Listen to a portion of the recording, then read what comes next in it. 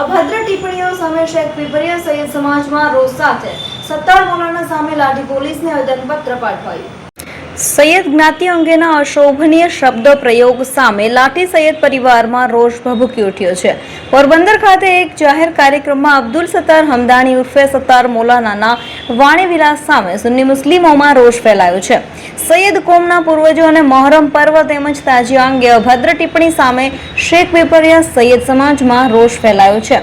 સત્તાર મૌલાનાએ યુટ્યુબમાં લાઈવ પ્રસારણ કરીને સૈયદ પરિવારની લાગણીઓ દુભાવી હોવાનો ફરિયાદ ઉલ્લેખમાં કરવામાં આવ્યો છે। સત્તાર મૌલાના સામે લાઠી પોલીસને આવેદનપત્ર પાઠવાયું હતું। સત્તાર મૌલાના સામે આઈટી એક્ટ અને અન્ય કલમો તળે ગુનો નોંધવાની માંગ કરાઈ છે। લાઠી સૈયદ સાદાત જમાત પ્રમુખ સૈયદ જાવેદ બાપુ લકિયારી જે ઇમામે હુસૈન ને તમામ સાદાતના બારામાં જે અબ્દુલ સત્તાર હમદાણીએ જે બદબખ્ત કર્યું છે એના વિરુદ્ધમાં અમે આવેદન પત્ર દેવા આવ્યા હતા અને અમારી સરકારને નમ્ર અપીલ છે હર્ષભાઈ સંઘવીને કે ભાઈ એના મદ્રાસાની જાંચ થાય, એના કનેક્શન પાકિસ્તાન સુધી જોડાયા છે કે નથી જોડાયા અને એમના મદ્રાસામાં શું ચાલે છે।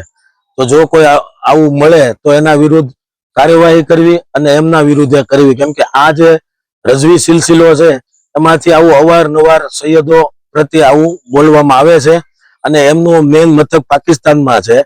તો અમારી સરકારને રજૂઆત છે કે એમની એક એસઆઈટી બનીને તપાસ થાય એવી અમારી સરકારને નમ્ર અપીલ છે।